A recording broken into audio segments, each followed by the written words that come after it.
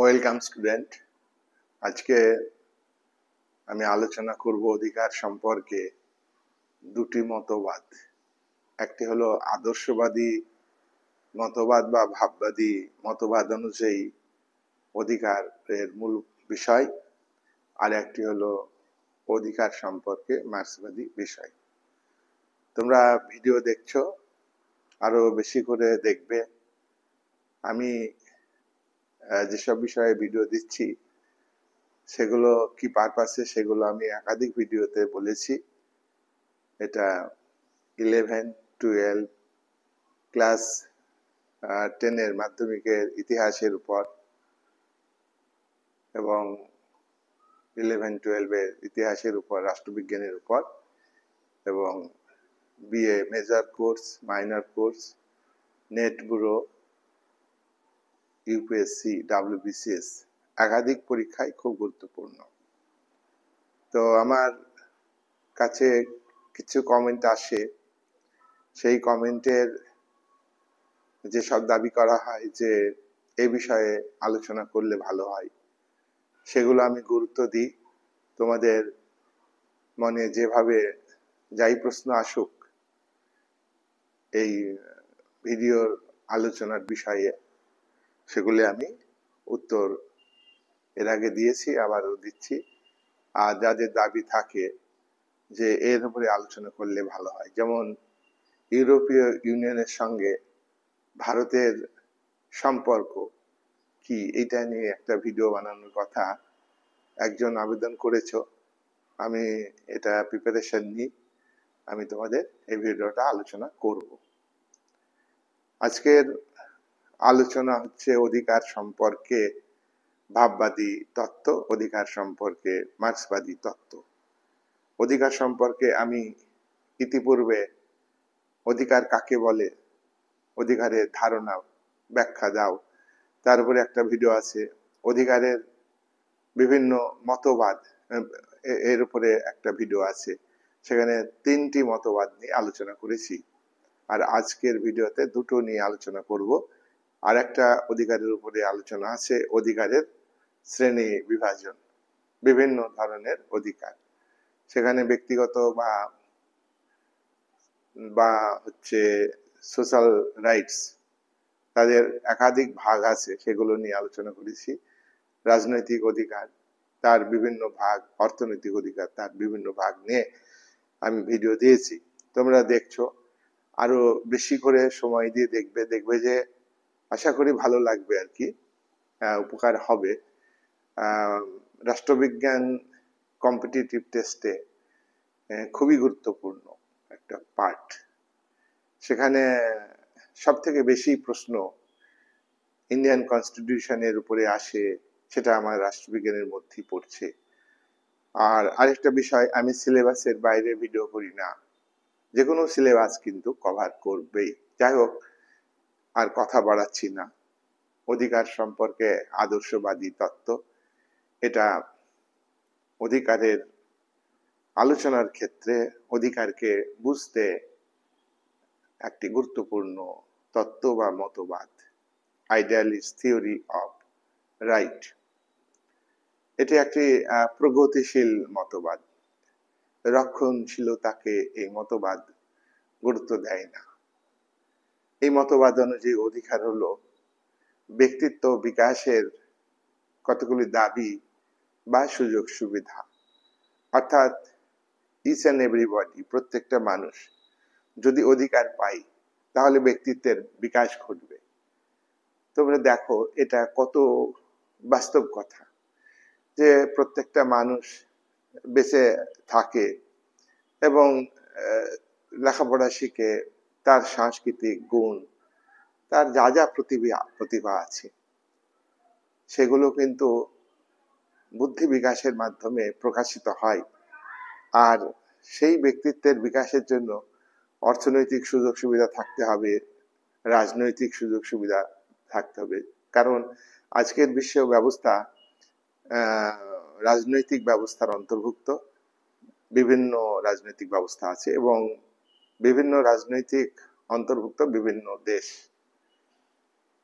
প্রত্যেকটা দেশেই কোনো না কোনো রাজনৈতিক ব্যবস্থার অন্তর্ভুক্ত, আর প্রত্যেকটা দেশের জনগণকে রাজনৈতিক অধিকার পেতেই হবে। রাজনৈতিক অধিকার কতটা পেয়েছে বা রাজনৈতিক অধিকার দিয়েই শুধু ব্যক্তিত্বের বিকাশ ঘটবে এমন কথা না, এ ব্যাপারে বিতর্কিত আছে। কিন্তু আমরা এই কথা বলবো যে প্রত্যেকটা মানুষের রাজনৈতিক সুযোগ সুবিধা, সামাজিক সুযোগ সুবিধা, শিক্ষার সুযোগ সুবিধা, সাংস্কৃতিক সুযোগ সুবিধা থাকতেই হবে। আর এগুলো শুধু থাকলেই হবে না, এগুলোকে বাস্তবে রূপ দিতে গেলে অর্থনৈতিক সুযোগ সুবিধা কিন্তু দরকার। তার কারণ হচ্ছে অর্থনৈতিক অধিকার, অর্থনৈতিক সুযোগ সুবিধার মাধ্যমে মানুষ বেঁচে থাকে। অন্ন, বস্ত্র, বাসস্থান, এই তিনটি ফান্ডামেন্টাল প্রয়োজনীয় বিষয় মানুষের জীবনে। এছাড়া আজকে স্বাস্থ্য পরিষেবা, শিক্ষা, এগুলো কিন্তু খুবই গুরুত্বপূর্ণ। স্বাস্থ্য পরিষেবা না থাকলে তো মানুষ জীবনে বেঁচেই থাকতে পারবে না, তাই না? তাহলে এই সুযোগগুলি এই অধিকারের মাধ্যমে পাই। তো কিন্তু এই যে ভাববাদী যে তত্ত্ব, এটা একটা আইডিয়ার উপরে নির্ভর করে।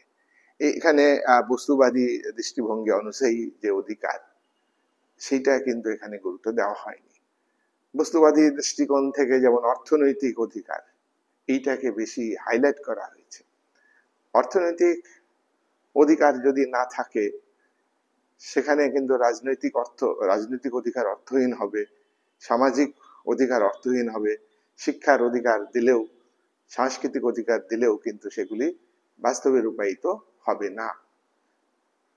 এই ভাববাদী তত্ত্বে এখানে কিন্তু অর্থনৈতিক অধিকারের উপর গুরুত্ব দেয়নি। দেখো, মানুষের একটা বাহ্যিক বিকাশ আছে, মানুষের অস্তিত্ব বজায় রাখতে হবে, মানুষের জীবনে বেঁচে থাকতে হবে।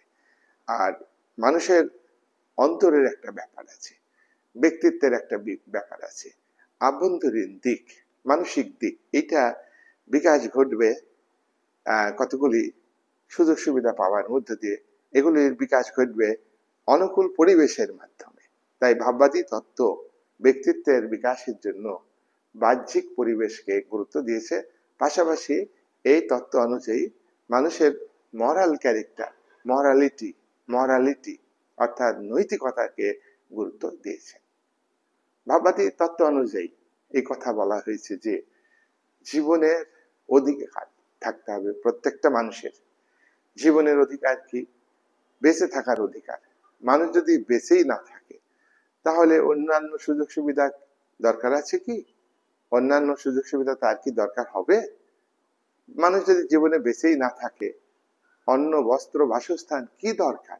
তাহলে এই ভাববাদী দৃষ্টিভঙ্গি, idealist theory of the right, এই যে জীবনের অধিকারকে গুরুত্ব দেওয়া হয়েছে, এটা অত্যন্ত গুরুত্বপূর্ণ। প্রপার্টি, দেখো, প্রপার্টি মানে সম্পত্তি, সম্পত্তির অধিকার থাকতে হবে। প্রত্যেকটা মানুষ সম্পত্তি দরকার। এখানে আমরা এই কথা জানি, লক সম্পত্তির অধিকারের কথা বলেছেন। সম্পত্তি প্রকৃতির দান, প্রত্যেকেই এই সম্পত্তির অধিকার ভোগ করতে পারবে। কিন্তু সেখানে সম্পত্তির ডিস্ট্রিবিউশনের কথা লক বলেননি। এখানেও তাই ভাববাদী তাত্ত্বিকরা প্রপার্টি দরকার এই কথা বলছেন। এই যে প্রপার্টি দরকার, জীবনের অধিকার দরকার, জীবনের স্বাধীনতার দরকার, এ বিষয়ে বক্তব্য রেখেছেন ভাববাদী তাত্ত্বিক হেনরি বলছেন, জীবনের ব্যক্তিত্বের বিকাশের জন্য, মানুষের ব্যক্তিত্বের বিকাশের জন্য, মানুষের প্রতিভার বিকাশের জন্য, মানুষের নৈতিকতার বিকাশের জন্য আগে দরকার হচ্ছে বেঁচে থাকার অধিকার মানুষকে দিতে হবে, সম্পত্তির অধিকার মানুষকে দিতে হবে। সম্পত্তি পাওয়ার অধিকার প্রত্যেকটা মানুষেরই আছে। লিবার্টি কি? লিবার্টি হলো বাক স্বাধীনতা, স্বাধীনভাবে চলাফেরা করবার স্বাধীনতা, নিরস্ত্রভাবে সমবেত হওয়ার স্বাধীনতা, স্বাধীনভাবে পেশা গ্রহণ করার স্বাধীনতা, এগুলো কিন্তু মানুষের জীবনে অপরিহার্য। লিবার্টি না থাকলে মানুষ কিন্তু তার ব্যক্তিত্বের বিকাশ ঘটাতে পারবে না। লিবার্টির মধ্য দিয়ে তার মনের বিকাশ ঘটবে, লিবার্টির মধ্য দিয়ে মানুষের অস্তিত্ব থাকবে। তাহলে আমরা হেনরির বক্তব্য, ভাববাদী চিন্তাবিদ, তার বক্তব্যে 3টি জিনিস প্রাধান্য পেয়েছে। 1 নম্বর হচ্ছে প্রত্যেকটা মানুষের কি দরকার, মানুষের বেঁচে থাকার অধিকার দিতে হবে, প্রত্যেকটা মানুষকে প্রপার্টি দিতে হবে, আর লিবার্টি দিতে হবে, স্বাধীনতা দিতে হবে। একজন বিখ্যাত ভাববাদী তাত্ত্বিক, তিনি জার্মান দার্শনিক, তিনি হলেন কান্ট, ইমানুয়েল কান্ট, জার্মান দার্শনিক। ইনি ভাববাদী রাষ্ট্রের প্রকৃতি সম্পর্কে তার বক্তব্য আছে। এখানে অধিকার সম্পর্কে তার বক্তব্য হলো যে মানুষের নৈতিক ব্যক্তিত্ব, মরালিটি, এই মরালিটির বিকাশ ঘটা দরকার। আর মরালিটির বিকাশের ক্ষেত্রে প্রত্যেক ব্যক্তি স্বাধীন। প্রত্যেকটা মানুষের, ইচ অ্যান্ড এভরিবডির মধ্যে কোনটা উচিত কোনটা উচিত নয়, এই বোধটা মানুষের আছে। তাই সেক্ষেত্রে বাধা দেওয়া যাবে না। তার নৈতিক যে বিকাশ, অর্থাৎ যে কোনো বিষয়ে তার মূল্যবোধ, কোনটা করা উচিত কোনটা করা উচিত নয়, কোনটা ভালো কোনটা মন্দ, এই বোধ মানুষের আছে। আর এই বোধের বিকাশের জন্য কি দরকার, অধিকার দিতে হবে। প্রত্যেকটা মানুষকে স্বাধীনভাবে ভাবতে দিতে হবে, তার মরালিটির বিকাশ ঘটাতে হবে।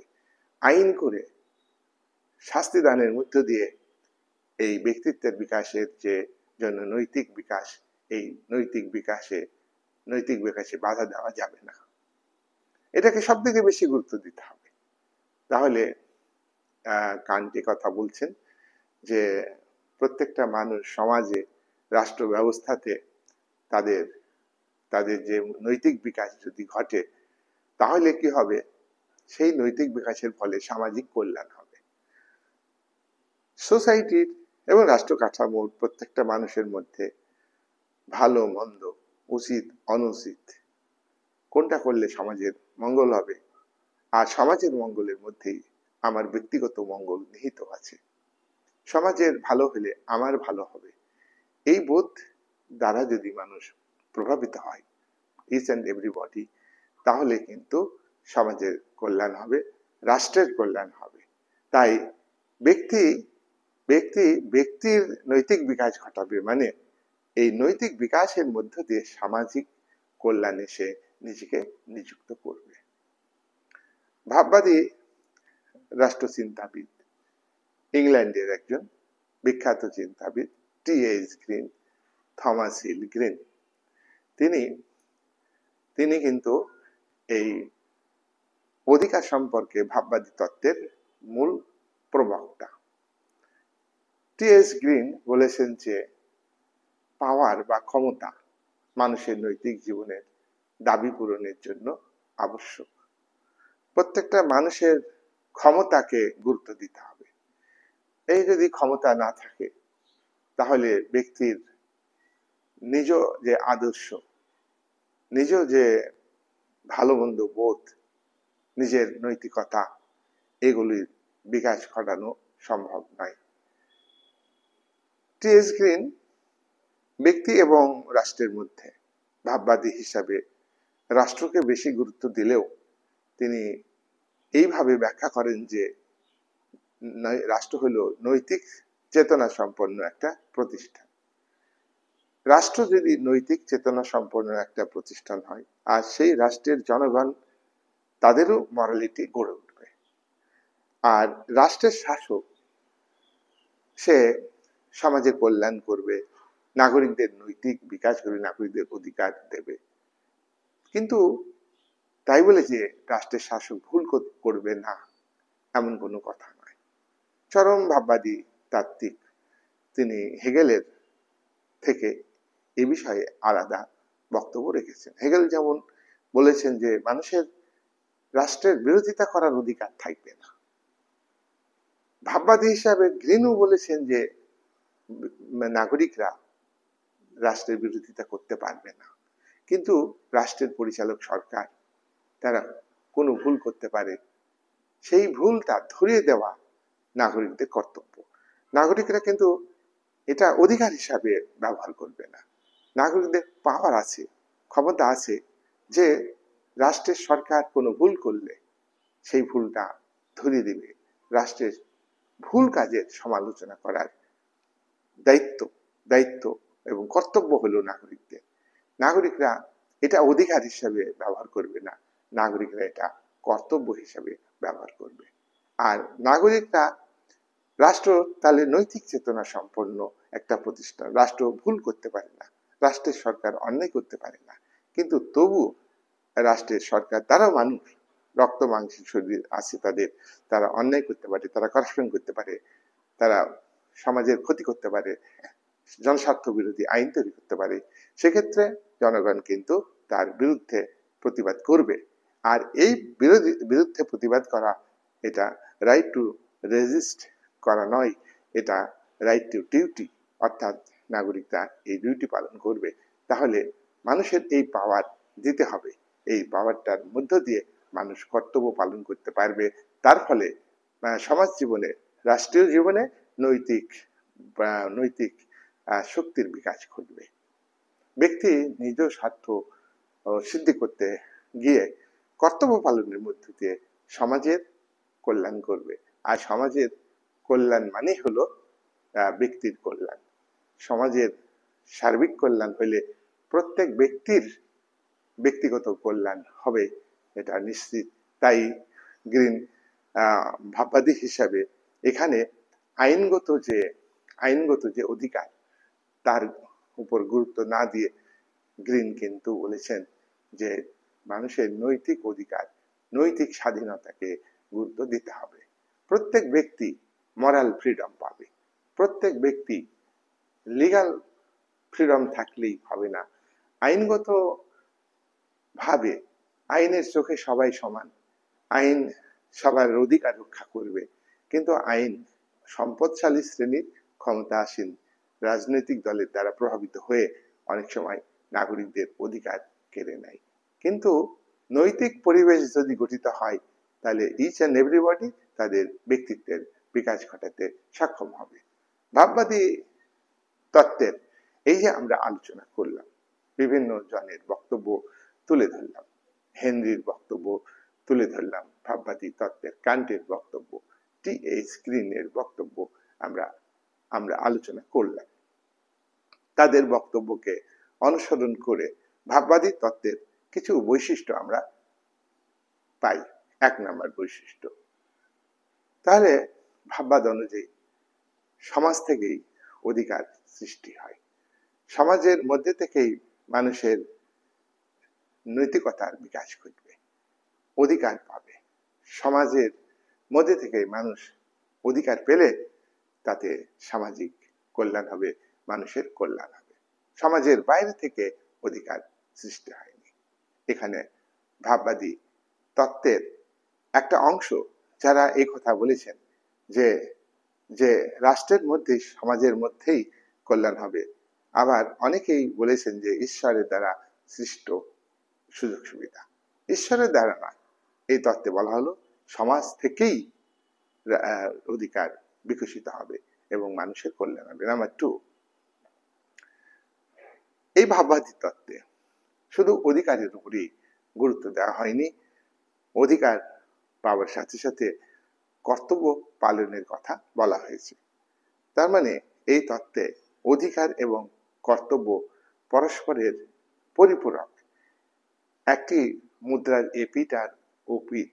এপিঠ যদি অধিকার হয়, ওপিঠ হবে তোমার কর্তব্য পালন।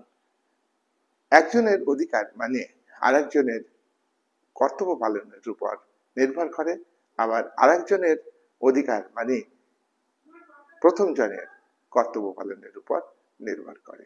তাই অধিকার পাবে মানুষ, প্রত্যেকটা মানুষই অধিকার পাওয়া উচিত নৈতিকতা বিকাশের জন্য, কিন্তু তার পাশাপাশি তাদের কর্তব্য পালন করতে হবে। এটা খুব বাস্তবসম্মত কথা। আমরা সমাজ জীবনে প্রত্যেকে অধিকার চাই, কিন্তু কর্তব্য পালন করতে চায় না। চাকরির অধিকার পায়, মানুষ চাকরি পেয়ে গেলে কর্তব্য পালন করতে চায় না। কিছু ব্যতিক্রমী মানুষ আছেন, তারা কিন্তু কর্তব্য পালন করেন। তারা কে কর্তব্য পালন করলো কি করলো না তা কিন্তু ভাবে না। এইভাবে সমাজটা গতিশীল হচ্ছে, সমাজের ভালো দিকগুলো ফুটে উঠছে। 3 নাম্বার, রাষ্ট্রের কর্তব্য, শুধু কর্তব্য নয়, প্রধান কর্তব্য ব্যক্তির নৈতিক গুণের বিকাশ ঘটাতে হবে। প্রত্যেকটা মানুষেরই মরালিটি থাকে, নৈতিকতা আছে, সুপ্ত গুণ আছে। সেই গুণগুলোর বিকাশের সুযোগ ঘটাবে রাষ্ট্র। তাহলে রাষ্ট্র এবং তার পরিচালক, তোমরা জানো যে রাষ্ট্র কনসেপ্ট, ধারণা, আর এই কনসেপ্টকে বাস্তবে রূপায়িত করে কে? সরকার। তাহলে সরকারকে ভালো হতে হবে।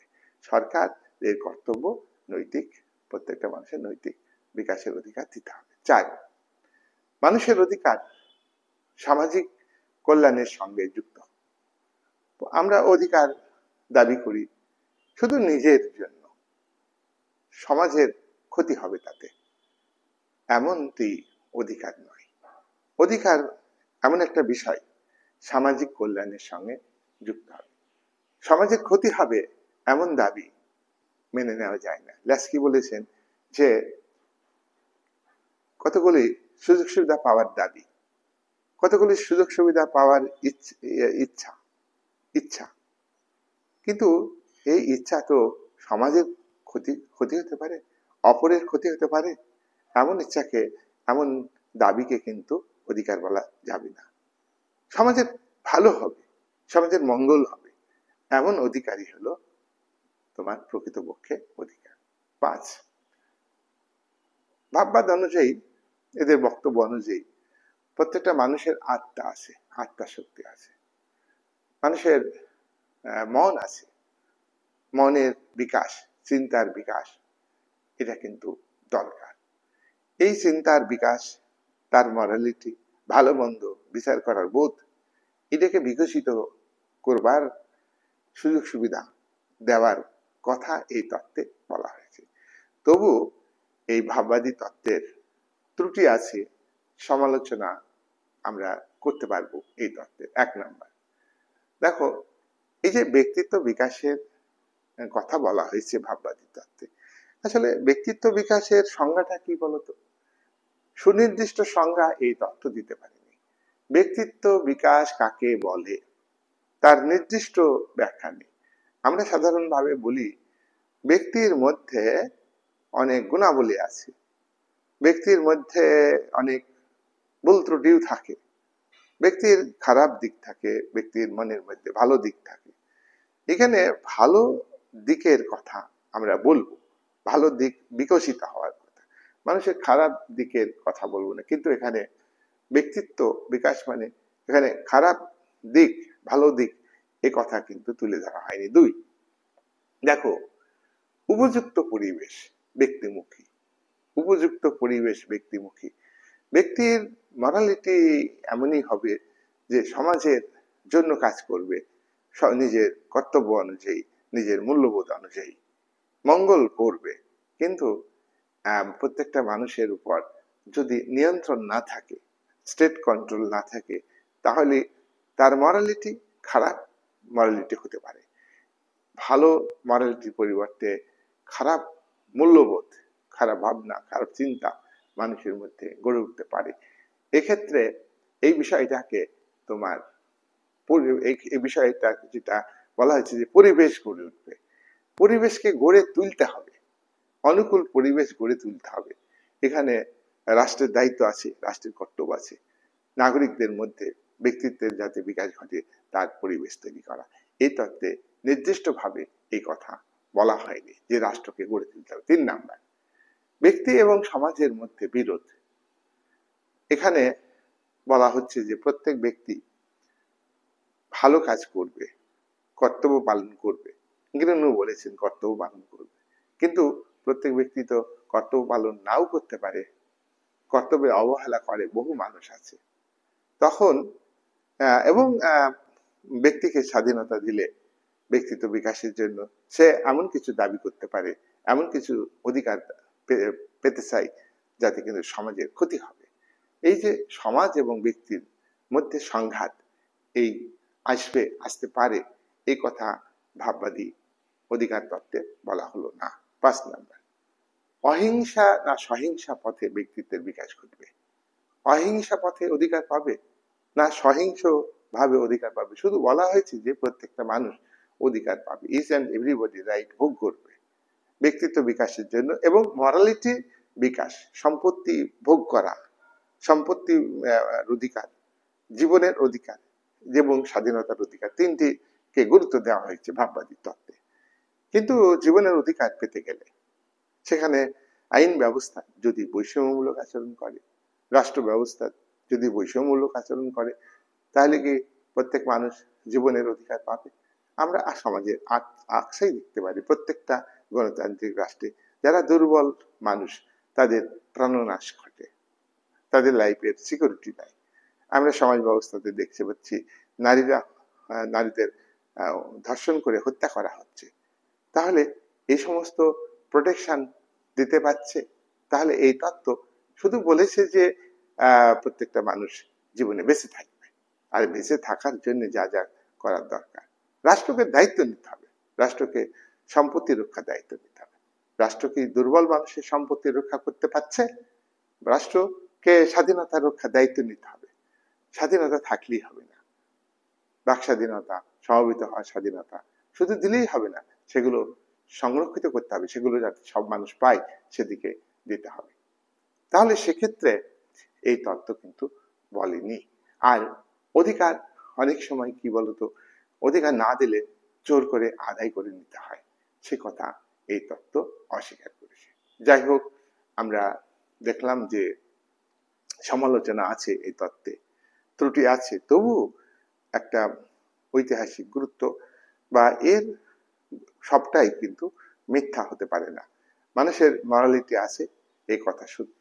আর সব মানুষ যদি মরালিটি বিকাশ ঘটাতে পারে এবং সেই পরিবেশ তৈরি করে রাষ্ট্র, সরকার, তাহলে কিন্তু সমাজে অকল্যাণ কম হবে, সমাজের দুর্নীতি কম হবে। আর এই মরালিটি শুধু সাধারণ মানুষের মধ্যে নয়, এই মরালিটি সরকারের মধ্যেও গড়ে তুলতে হবে। প্রত্যেকটা সরকারের সঙ্গে যারা যুক্ত, আজকের রাজনৈতিক প্রশাসক যারা, নির্বাচিত প্রতিনিধি যারা, এবং তাদেরকে সহযোগিতা করছে, তাদের যে গভর্নমেন্ট পলিসি, জনপ্রতিনিধিদের দ্বারা তৈরি গভর্নমেন্ট পলিসি, সেটাকে বাস্তবে রূপ দিচ্ছে ব্যুরোক্র্যাটরা, আমলারা। এই আমলারা যদি সৎ হয়, তাদের মধ্যে মরালিটি থাকে, সমাজের কাজ করার দায়িত্ব তাদের আছে, তাদের কর্তব্য এটা, শুধু নিয়ম নয়, শুধু আইনগত বিষয় না, সেখানে তারা কিন্তু আরো ভালো কাজ করতে পারবে। তাই মরালিটি যেমন জনগণের মধ্যে গড়ে তুলতে হবে, তেমনি সাধারণ মানুষের মধ্যে যেমন গড়ে তুলতে হবে, তেমনি শাসকের মধ্যে গড়ে তুলতে হবে। রাষ্ট্র কাঠামোর ব্যুরোক্র্যাট, পুলিশ, আমলা, গোয়েন্দা, সমস্ত ডিপার্টমেন্টের মানুষের মধ্যে মরালিটি গড়ে তুলতে হবে। কিন্তু আমরা এটা বর্তমানে বিরাট অভাব দেখছি, মরালিটি নেই। আজকে শাসক শ্রেণী অন্যায়ভাবে সৎ বিষয়কে চেপে দিচ্ছে, অন্যায়ভাবে দুর্নীতি সঙ্গে যারা যুক্ত, অপরাধী যারা, যারা হত্যাকারী সমাজের, যারা ধর্ষণকারী সমাজের, তাদেরকে শাসক শ্রেণী সাপোর্ট করছে, এবং শাসক শ্রেণীর দ্বারা বিচারপতিরা প্রভাবিত হয়ে তারা নিরপেক্ষ বিচার, ন্যায় বিচার দিতে পারছেন না। সুতরাং মরালিটি বিকাশের যে কথা এই ভাববাদী তত্ত্ব বলেছে, সেটা কিন্তু অত্যন্ত কঠিন কাজ, অত্যন্ত কঠিন কাজ। সেখানে শাসক, এই সরকারের 3টি বিভাগ, আমলা বিভাগ, প্রত্যেককেই দায়িত্ব পালন করলে তবেই সম্ভব, নাতে সম্ভব নয়। এবার আমি আলোচনা করব রাষ্ট্রের মার্ক্সীয় অধিকারের মার্ক্সীয় তত্ত্ব।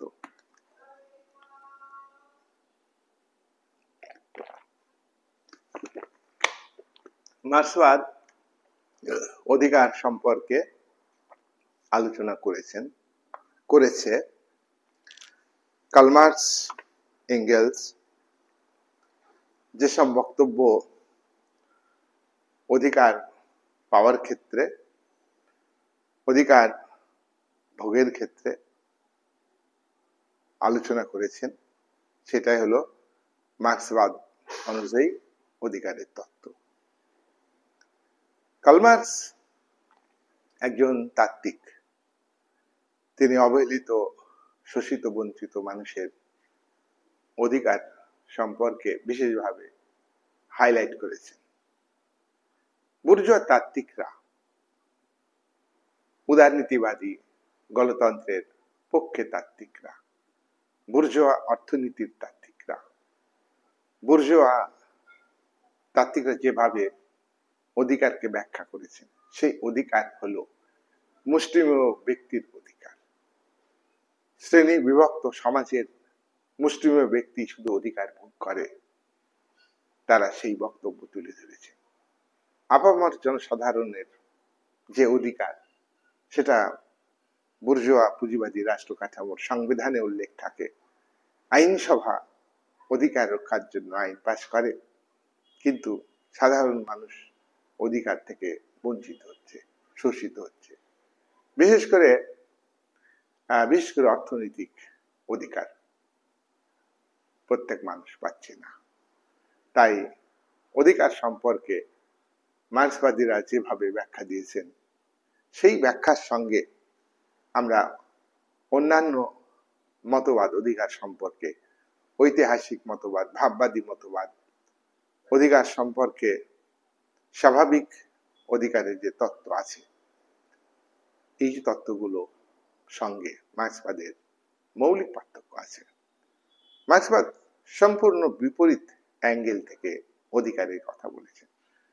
মার্ক্সবাদ অনুযায়ী স্বাভাবিক অধিকার বলে অধিকার হয় না। স্বাভাবিক প্রকৃতিতে মানুষ যেসব সুযোগ সুবিধা পেত, মানুষের মধ্যে তখন স্বার্থবোধ ছিল না। সেই সুযোগ সুবিধাগুলি তারা ভাগ করে নিত, সেখানে সাম্য ছিল। মার্ক্সবাদ অনুযায়ী আদিম সাম্যবাদী সমাজে প্রত্যেকটা মানুষ অধিকার ভোগ করত। মানুষ খাদ্য সংগ্রাহক ছিল, খাদ্য সংগ্রহ করে নিয়ে এসে তারা সবাই ভাগ করে খেত, সবাই খাবার পেত, তারা যাযাবর জীবন যাপন করত। কিন্তু জমির উপর ব্যক্তিগত মালিকানা যখনই সৃষ্টি হলো, তখন কিন্তু অধিকার ভোগ করতে লাগলো জমির মালিকরা। আর জমির মালিকানা থেকে বঞ্চিত মানুষ তারা অধিকার পায়নি। তাই মার্ক্সবাদ অনুযায়ী অধিকার শ্রেণী নিরপেক্ষ নয়, অধিকার সমাজ নিরপেক্ষ নয়, অধিকার শ্রেণী নিরপেক্ষ নয়। এই বক্তব্যের মধ্য দিয়ে মার্ক্সবাদ এটা বলতে চাইছে যে সমাজ ব্যবস্থাতে, রাষ্ট্র কাঠামোতে, বিশেষ করে যে সমাজগুলিতে শ্রেণী বিভাজন ছিল, উৎপাদনের উপকরণের উপর ব্যক্তিগত মালিকানা ছিল, সেই সমাজ ব্যবস্থাতে অধিকার হলো মুষ্টিমেয় ব্যক্তির অধিকার। মুষ্টিমেয় ব্যক্তির হাতে রাজনৈতিক ক্ষমতা থাকে, আর এই রাজনৈতিক ক্ষমতা ব্যবহার করে তারা অর্থনৈতিক সুযোগ সুবিধা ভোগ করে, রাজনৈতিক সুযোগ সুবিধা ভোগ করে, এবং সামাজিক সুযোগ সুবিধা, সামাজিক অধিকার তারাই ভোগ করে। মার্কস এঙ্গেলস ঐতিহাসিক বস্তুবাদের সাহায্যে অধিকার তত্ত্বের আলোচনা করেছেন। সমাজ বিকাশের প্রথম স্তর আদিম সাম্যবাদী সমাজে, সেখানে প্রত্যেক মানুষেরই অধিকার ছিল। প্রকৃতি প্রদত্ত সুযোগ সুবিধা, প্রকৃতি প্রদত্ত অধিকার প্রত্যেকটা মানুষই ভোগ করত। সম্পত্তির উপর ব্যক্তিগত মালিকানা সৃষ্টি, শ্রেণী এই উদ্ভব, শ্রেণী শাসন, শ্রেণী শোষণ শুরু হলে তখন কিন্তু সাধারণ মানুষের, অতি দরিদ্র মানুষের অধিকার ছিল না। সমাজ বিকাশের দ্বিতীয় স্তর দাস সমাজ ব্যবস্থা। এই সমাজ ব্যবস্থাতে জমির উপর মালিকানা ছিল মুষ্টিমেয় ব্যক্তির, আর জমির উপর মালিকানা ছিল বলেই তারা বহু সংখ্যক মানুষ যারা জমির মালিকানা ভোগ করত না, তারা জমিতে কাজ করত, ফসল ফলাত, আর তাদের উপরে জমির মালিকরা আধিপত্য বিস্তার করেছিল। এই আধিপত্য বিস্তার এমনই এক আধিপত্য বিস্তার, তাদেরকে কেনাবেচা করত, তাদেরকে জমিতে কাজ করিয়ে নেওয়া হতো, তাদেরকে গৃহে কাজ করিয়ে নেওয়া হতো, তাদের উপরে দৈহিক নির্যাতন করা হতো, তাদের উপরে মানসিক নির্যাতন করা হতো। এইসব এইসব নির্যাতন, দৈহিক নির্যাতন, এগুলো কারা করত? মুষ্টিমেয় ব্যক্তি, মুষ্টিমেয় ব্যক্তি যারা জমির মালিক, তারা হলো মাস্টার বা তারা হলো কৃতদাস মালিক। এদেরকে মাস্টার বা প্রভু বলা হতো। এই প্রভুরা উৎপাদনের উপকরণের মালিকানা থেকে বঞ্চিত, জমির মালিকানা থেকে বঞ্চিত বহু সংখ্যক মানুষ তারা অধিকার থেকে বঞ্চিত ছিল। তাদের কোনো অধিকার ছিল না, তারা একেবারে পরাধীন ছিল। তাদের উপরে দৈহিক নির্যাতন, তাদের উপর শারীরিক নির্যাতন, এবং শারীরিক নির্যাতন এমন পর্যায়ে যেত সেই কৃতদাসদের তারা হত্যা করত। আর তাদেরকে শোষণ, অত্যাচার, নিপীড়ন করবার জন্যই তোমার জমির মালিক মাস্টার তারা রাষ্ট্র তৈরি করেছে। এই রাষ্ট্র পুলিশ বাহিনী, গোয়েন্দা বাহিনী, জেলখানা তৈরি করেছে। কৃতদাসদের মারতে মারতে জেলখানায় পুরে রাখত, তাদের কোনো অধিকার ছিল না। সমকালীন রাষ্ট্র দার্শনিক অ্যারিস্টটল, সমকালীন রাষ্ট্র দার্শনিক প্লেটো, অ্যারিস্টটল, এরা কিন্তু এই কৃতদাস ব্যবস্থাকে সমর্থন করে কৃতদাসদের অধিকার দানের পক্ষে বক্তব্য রাখেননি। তারা কিন্তু বিশাল দার্শনিক চিন্তাবিদ হওয়া সত্ত্বেও তারা কৃতদাস ব্যবস্থার বিরুদ্ধে রুখে দাঁড়িয়ে এবং তাদের তাদের তাদের সমর্থন করে কৃতদাসদের অধিকার পাওয়ার কথা তারা তাদের গ্রন্থে বলেননি। প্লেটো রিপাবলিক গ্রন্থে কৃতদাস ব্যবস্থাকে স্বাভাবিক ব্যবস্থা বলে উল্লেখ করেছেন। অ্যারিস্টটল তার দি পলিটিক্স গ্রন্থে পলিটিক্স গ্রন্থে দাস ব্যবস্থাকে স্বাভাবিক ব্যবস্থা বলে অভিহিত করেছেন। এখানে রাষ্ট্র ক্ষমতা, রাষ্ট্র সৃষ্টি করলো কারা? জমির মালিকরা, কৃতদাস মালিকরা। আর রাষ্ট্রের সঙ্গে যুক্ত পুলিশ বাহিনী, গোয়েন্দা বাহিনী, সেনাবাহিনী, জেলখানা, প্রশাসন, সবটাই তাদের নিজের হাতে। এই কৃতদাসদের রাজনৈতিক অধিকার ছিল না, কোনো অধিকারই ছিল না। তারা রাষ্ট্রীয় কাজে অংশ নিতে পারত না। নারীদের অধিকার ছিল না, নারীরা রাষ্ট্রীয় কাজে অংশ নিতে পারত না। শুধু কৃতদাস মালিক, জমির মালিক, মুষ্টিমেয় ব্যক্তি গ্রীসের ছোট ছোট নগর রাষ্ট্রগুলিতে তারাই রাষ্ট্র পরিচালনা করত। মার্ক্সবাদ এই ঐতিহাসিক ব্যাখ্যা তুলে ধরেছে যে সেখানে তো কোনো অধিকার ছিল না। এইবার তারা অধিকার পাওয়ার জন্য লড়াই করে।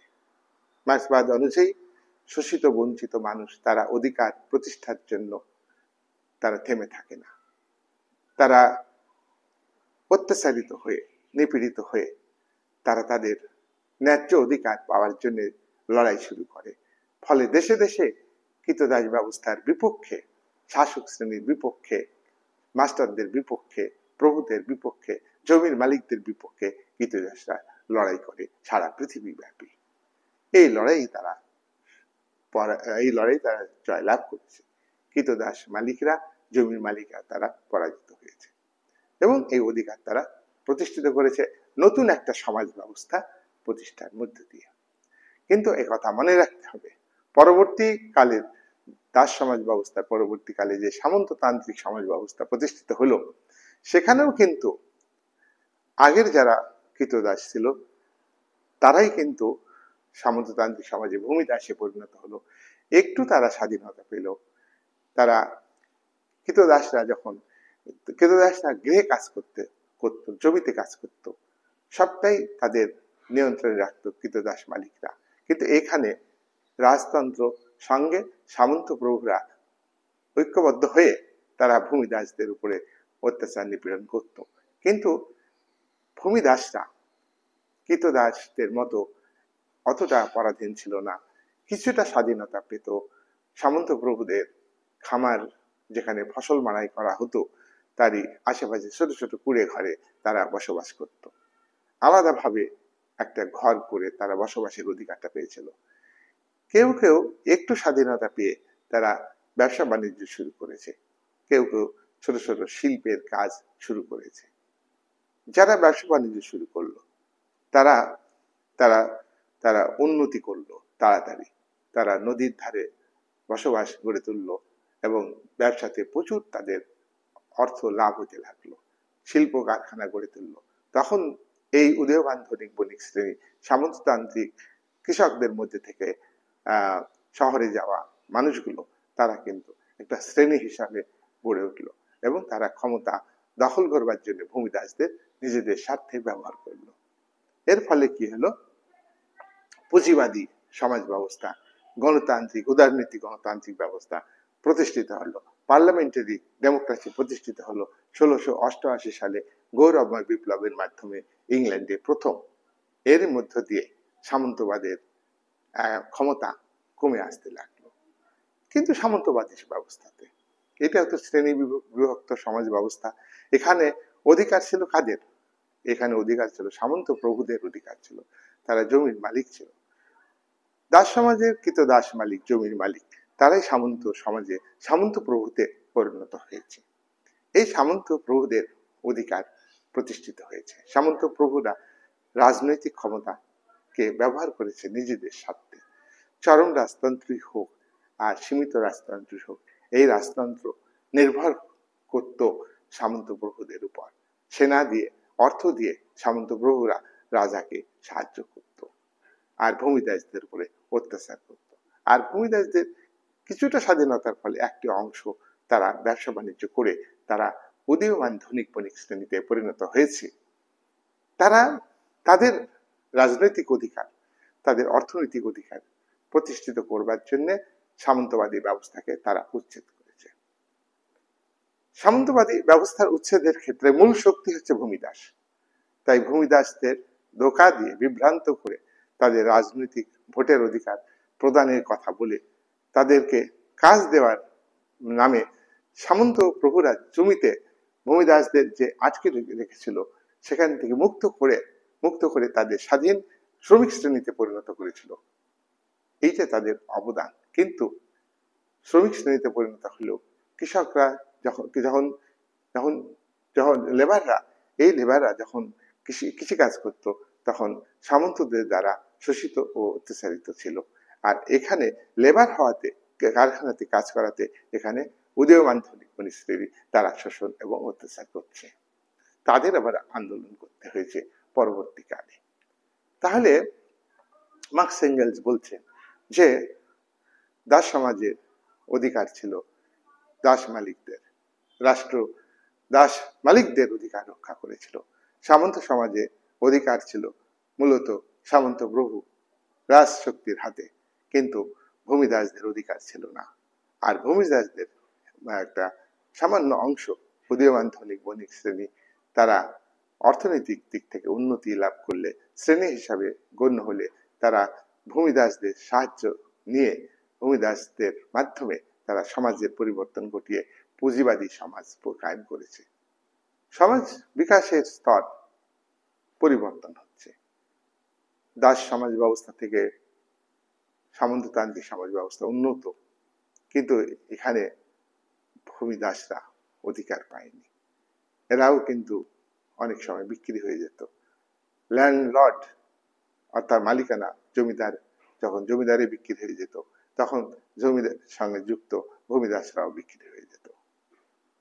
ও রাশিয়াতে বহুদিন ধরে স্লেভ সিস্টেম ছিল, সারা পৃথিবীতে স্লেভ সিস্টেম ছিল, সার্ভ সিস্টেম ছিল। স্লেভ সিস্টেম হচ্ছে দাস সমাজ ব্যবস্থা, আর সার্ভ প্রথা বা ভূমিদাস প্রথা এটা হলো সামন্ততন্ত্রের বৈশিষ্ট্য।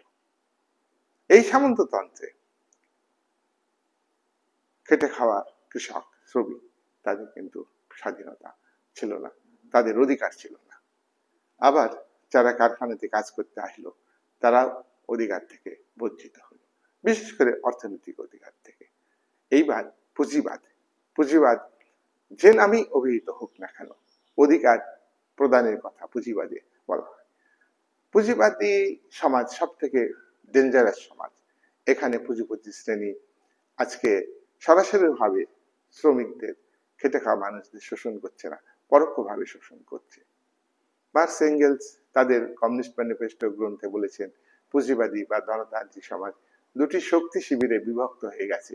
একদিকে একদিকে বুর্জোয়া শ্রেণী, অন্যদিকে প্রলেতারীয় শ্রেণী, একদিকে শোষক শ্রেণী আর একদিকে শোষিত শ্রেণী, একদিকে শাসক শ্রেণী আর একদিকে শাসিত শ্রেণী, একদিকে অত্যাচারী শ্রেণী আর একদিকে অত্যাচারিত শ্রেণী, নিপীড়নকারী শ্রেণী আর একদিকে নিপীড়িত মানুষ। তাই এই সমাজে শ্রমজীবী মানুষের অধিকার নেই। শ্রমজীবী মানুষ তাদের অধিকার প্রতিষ্ঠিত করেছে লড়াইয়ের মধ্য দিয়ে, বহু প্রাণ গিয়েছে।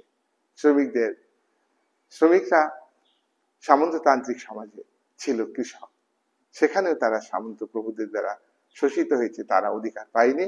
আর পুঁজিবাদী সমাজে শ্রমজীবী মানুষ তোমার লেবার ইন্টেন্সিভ মেথডে পুঁজিবাদ বিকশিত হয়। প্রথমে পুঁজিবাদী অর্থনীতি, লেবারকে বেশি গুরুত্ব দেওয়া হচ্ছে, মূলধন বিনিয়োগ, লেবার বেশি বিনিয়োগ, এর ফলে উৎপাদন বেড়েছে। দেশে দেশে পুঁজিবাদী মডার্ন টেকনোলজি উন্নত আবিষ্কার হয়েছে, মডার্ন টেকনোলজি ইউজ হয়েছে, যার ফলে আজকে ক্যাপিটাল ইন্টেন্সিভ মেথডে আজকে শ্রমিকরা তারা আজকে রূপান্তরিত হয়েছে ম্যানেজমেন্টে। তাই শ্রমজীবী মানুষ আজকের তাদের তাদের জীবনযাপন হয়েছে, তাদের অধিকার কিছুটা পেয়েছে ঠিকই, কিন্তু মূলত তারা শোষিত, বঞ্চিত। তাই মার্ক্সবাদ এ কথা বলছে, অধিকারকে আপনা আপনি পাওয়া যায় না, অধিকারকে ছিনিয়ে নিতে হয়। মার্ক্স এই অধিকার সম্পর্কে বিভিন্ন গ্রন্থে আলোচনা করেছেন। অন জেইস কোশ্চান প্রবন্ধে আলোচনা করেছেন। তিনি তার পুঁজি গ্রন্থের 3টি খণ্ড আছে। 1867 সালে প্রথম প্রকাশিত হয় পুঁজি গ্রন্থটি। 1885 সালে দ্বিতীয় খণ্ড পুঁজি গ্রন্থের প্রকাশিত হয়। তৃতীয় খণ্ড 1894 সালে। মার্ক্স 1883 সালে মারা যান। তার পরবর্তীকালে 1885 এবং 1894 সালে পুঁজি গ্রন্থ প্রকাশিত হলো। এটা কিভাবে হলো? মার্ক্স জীবিত কালেই পুঁজির অর্থাৎ ক্যাপিটাল, দাস ক্যাপিটালের 3টি খণ্ড তিনি লিখে ফেলেছিলেন, কিন্তু তিনি আলসারে আক্রান্ত হয়ে তিনি মারা যান অল্প বয়সে, যার ফলে তার ঘনিষ্ঠ বন্ধু পরের 2টি খণ্ড প্রকাশিত হয়েছে। যাই হোক, 3টি খণ্ডেই মার্ক্স কিন্তু নাগরিকদের অধিকার সম্পর্কে ব্যাখ্যা দিয়েছেন। তাই অধিকার সার্বজনীন নয়। আজকে ক্যাপিটালিজমে যতই গণতন্ত্রের কথা বলা হোক না কেন, যতই রেসপন্ডিং গভর্নমেন্টের কথা বলা হোক না কেন, আজকে অংশীদারত্ব প্রশাসন, জনগণকে বেশি বেশি করে অংশগ্রহণের সুযোগ দিতে হবে। আজকে নয়া উদারনীতিবাদী গণতন্ত্রে আজকে যে করাপশন মুক্ত প্রশাসন গড়ার কথা বলছে, দায়বদ্ধ তার কথা বলছে, কিন্তু প্রশাসন কি দায়বদ্ধ? প্রশাসন কি করাপশন মুক্ত? রাজনৈতিক প্রশাসক যারা গভর্নমেন্ট পলিসি নির্ধারণ করে তারা কি স্বচ্ছ? এইসব প্রশ্নে আমরা বলবো যে মার্ক্সের বক্তব্য অনুযায়ী আজকে অধিকার কিন্তু শাসক শ্রেণীর অধিকার, আজকের অধিকার কিন্তু বুর্জোয়া শ্রেণীর অধিকার। আর যারা আপাত দৃষ্টিতে মনে করছেন যে আমরা লেবার না, আজকে লেবার দরকার নেই প্রোডাকশনের ক্ষেত্রে। প্রত্যেকটা সমাজ ব্যবস্থাতে উৎপাদন শক্তির বিকাশ হয়েছে, আর উৎপাদন শক্তির বিকাশের ফলে যে উৎপাদন বৃদ্ধি পেয়েছে তাতে কিন্তু শ্রমিক এবং মালিকের মধ্যে দ্বন্দ্ব দেখা দিয়েছে। দাস সমাজ ব্যবস্থাতে দাস মালিক তারাই অধিকার ভোগ করেছে, আর কৃতদাস দ্বারা তারা অধিকার থেকে বঞ্চিত হয়েছে। কারণ হচ্ছে উৎপাদনের উপকরণের মালিক হলো কৃতদাস মালিকরা, তারাই উৎপাদনের উপকরণের মালিক। সমাজ ব্যবস্থার পরিবর্তন হয়েছে কি সামন্ততান্ত্রিক সমাজ ব্যবস্থা। সামন্ততান্ত্রিক সমাজ ব্যবস্থা দাস ব্যবস্থার তুলনায় অনেকটা উন্নত। মার্ক্সবাদ এ কথা বলে যে উৎপাদন শক্তির সবসময় বিকাশ করছে। উৎপাদন শক্তি হচ্ছে তোমার ডেভেলপিং, আর উৎপাদন শক্তির বিকাশের সঙ্গে উৎপাদন সম্পর্কের সঙ্গতি বিধান হয়। মালিক এবং শ্রমিকের মধ্যে সম্পর্কে চেঞ্জ করছে, অর্থাৎ ইতিহাস এই কথা বলছে যে প্রত্যেক যুগের যারা শোষিত বঞ্চিত শ্রেণী তারা উৎপাদনের সঙ্গে সরাসরি ভাবে যুক্ত, আর উৎপাদনের উপকরণের মালিক যারা তাদের যারা উৎপাদন করেছে সরাসরি ভাবে তাদেরকে শোষণ করেছে। তাই আজকের পুঁজিবাদী সমাজে যে সারপ্লাস ভ্যালু থিওরি, সেই সারপ্লাস ভ্যালু থিওরিতে যারা শ্রমজীবী মানুষ মানে শুধু হাতে কলমে কারখানায় কাজ করা, এটা আজকের দিনে উঠে গেছে। ক্যাপিটাল ইন্টেন্সিভ মেথডে যন্ত্রের সাহায্যে উৎপাদন হচ্ছে, আর ম্যানেজমেন্ট আছে, ইঞ্জিনিয়ার আছে, এরা কিন্তু ছোট করবার জন্য শ্রমজীবী মানুষ বলছি না, এদেরকে শ্রমিক হিসাবে আজকের ক্যাপিটালিস্টরা ব্যবহার করছে। যতই বেতন বেশি দিক, যতই সুযোগ সুবিধার দিক, এরা কিন্তু উৎপাদনের উপকরণের মালিক নয়। তাই এই কথা বলবো যে ক্যাপিটালিস্টরা সবসময় তাদের মূলধন বৃদ্ধি করছে। এখানে তাদের দ্বারা প্রত্যেকটা দেশের গভর্নমেন্ট পরিচালিত হচ্ছে।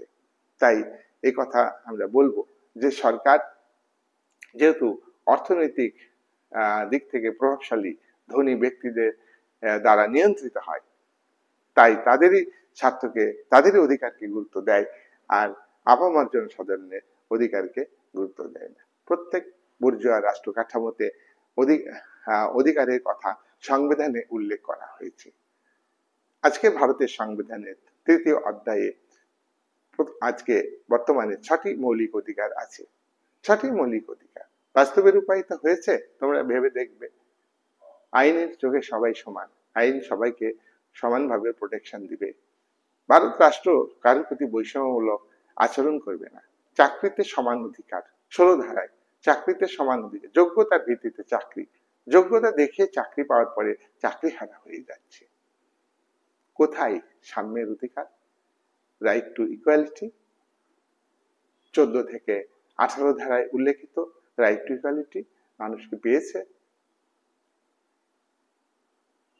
রাইট টু ফ্রিডম, স্বাধীনতার অধিকার নাগরিকদের দেওয়া হয়েছে 19 থেকে 18 থেকে 22 ধারায়। রাইট টু লাইফ, কোথায় সাধারণ মানুষের নিরাপত্তা আছে, নারীদের নিরাপত্তা আছে। রাইট টু এডুকেশন, সব মানুষ এডুকেশন পেয়েছে।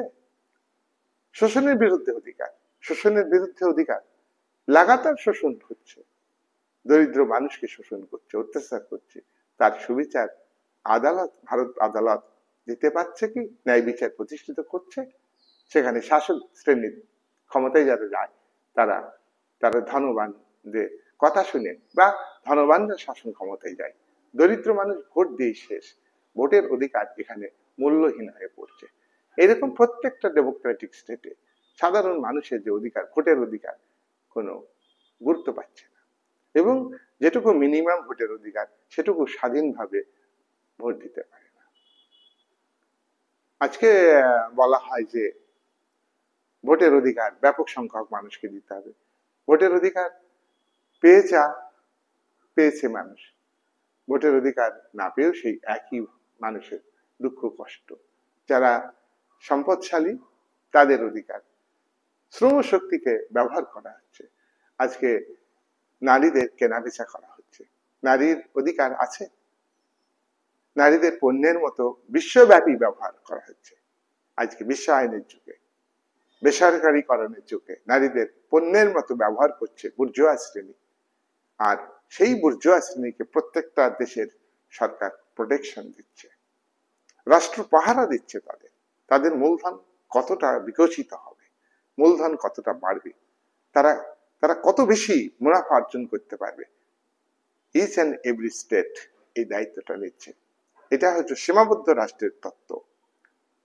আর মুখে বলা হচ্ছে যে করাপশন মুক্ত সরকার, রেসপন্ডিং গভর্নমেন্ট, রেসপন্ডিং স্টেটের idea. This is the minimal স্টেটের আইডিয়া। এর মধ্য দিয়ে সাধারণ মানুষের অধিকার রক্ষিত হবে না, এটা হচ্ছে মার্ক্সবাদীদের বক্তব্য। সম্পদের উপর যতদিন ব্যক্তিগত মালিকানা থাকবে, আর এই ব্যক্তিগত মালিকানাকে গভর্নমেন্ট কন্ট্রোল করবে না, ইচ্ছাকৃত হোক আর অনিচ্ছাকৃত হোক, সম্পদ মুষ্টিমেয় ব্যক্তির হাতে কেন্দ্রীভূত হবে, আর সেই ব্যক্তিদের দ্বারা গভর্নমেন্ট পরিচালিত হবে। সার্বিক ভোটাধিকার, সার্বিক ভোটাধিকার, একজন ভিখারি, দরিদ্র মানুষ, খেটে খাওয়া মানুষ, তারাও কিন্তু পরোক্ষভাবে কর দিচ্ছে, কিন্তু গভর্নমেন্ট সুযোগ সুবিধা কতটা পেয়েছে? তারা আজও বাড়ি নেই, আজও তারা শিক্ষার অধিকার থেকে বঞ্চিত। কেন কেন এটা হবে? ব্যর্থ, সম্পূর্ণভাবে ব্যর্থ সাধারণ মানুষকে অধিকার দিতে। কোন দেশে দিয়েছে? কোন দেশে সাধারণ মানুষ অধিকার পেয়েছে? পায়নি, পাবে না, এটা পেতে পারে না যতদিন না সরকারের একটা স্বতন্ত্র ভূমিকা থাকবে, সরকারের আইন বিভাগ স্বতন্ত্রভাবে কাজ করবে, কোনো সম্পদশালীদের দ্বারা প্রভাবিত হয়ে আইন তৈরি করবে না, কোনো সম্পদশালীদের দ্বারা প্রভাবিত হয়ে এক্সিকিউটিভ বডি গভর্নমেন্ট পলিসি নির্ধারণ করবে না, কোনো সম্পদশালীদের দ্বারা প্রভাবিত হয়ে দেশের ব্যুরোক্র্যাট, আমলা, গোয়েন্দা তারা কাজ করবে না। আজকে ন্যায় বিচার, আজকে ভারতবর্ষের যেসব কেন্দ্রীয় সংস্থা আছে গোয়েন্দার এবং স্টেট গভর্নমেন্টের যে কেন্দ্রীয় যেগুলো গোয়েন্দা বিভাগ আছে, তারা কি স্বচ্ছ? তারাও করাপশনের সঙ্গে যুক্ত। যারা করাপশনের সঙ্গে যুক্ত তারা সমাজে ন্যায় বিচার পাওয়ার ক্ষেত্রে কি তথ্য ম্যানেজ করবে তা কিন্তু আমরা বাস্তবে দেখতে পাচ্ছি। দরিদ্র মানুষ অপরাধ করলে তার ফাঁসি হয়, বিচার হয়, কিন্তু ধনী জনপ্রতিনিধি তারা অপরাধ করলে তার ফাঁসিও হয় না, তার বিচারও হয় না। হাসি মুখে তারা হাতি চড়ে জেল থেকে বেরিয়ে যায়। সাময়িক লোক দেখানো তাদের একটা করা হয়, শাস্তির ব্যবস্থা করা হয়। আজ পর্যন্ত কোন শাসকের অন্যায়মূলক কাজের সুবিচার সাধারণ মানুষ দেখেনি। সেই সাধারণ মানুষের এই অধিকারটা দেখার যে অধিকার, পিস অর্থাৎ বাক স্বাধীনতা, স্বাধীনভাবে চলাফেরার অধিকার, সমবেত হওয়ার অধিকার, আজকে প্রতিবাদ করতে গেলেও আদালতের নির্দেশ মেনে প্রতিবাদ করতে হয়। তাহলে কোথায় গণতান্ত্রিক রাষ্ট্র নাগরিকদের অধিকার দেয়? কোন দেশের, কোন রাষ্ট্রের সম্পত্তির উপর ব্যক্তিগত মালিকানা থাকলে অধিকার দেয় সাধারণ মানুষকে? এই অধিকার হলো মুষ্টিমেয় ব্যক্তির অধিকার, এই অধিকার হলো সম্পদশালী মানুষের অধিকার, এই অধিকার হলো শাসক পরিবার এবং শাসক শ্রেণীর মদতপুষ্ট তাদের অধিকার, দুষ্কৃতীদের অধিকার। এই অধিকার হচ্ছে রাহাজানি যারা করে সমাজে, যারা ভোট লুট করে, জনগণকে ভোটের অধিকার থেকে বঞ্চিত করে, আর নামে মাত্র গণতন্ত্রের কথা বলে ভোটের অধিকার, নির্বাচন কমিশন থেকে শুরু করে দেশের শাসক, বিচার ব্যবস্থা সব কিন্তু সাধারণ মানুষের অধিকারকে কেড়ে নিচ্ছে, আর সাধারণ মানুষ যে বঞ্চিত হচ্ছে তারা কিন্তু প্রত্যেকেই দায়ী।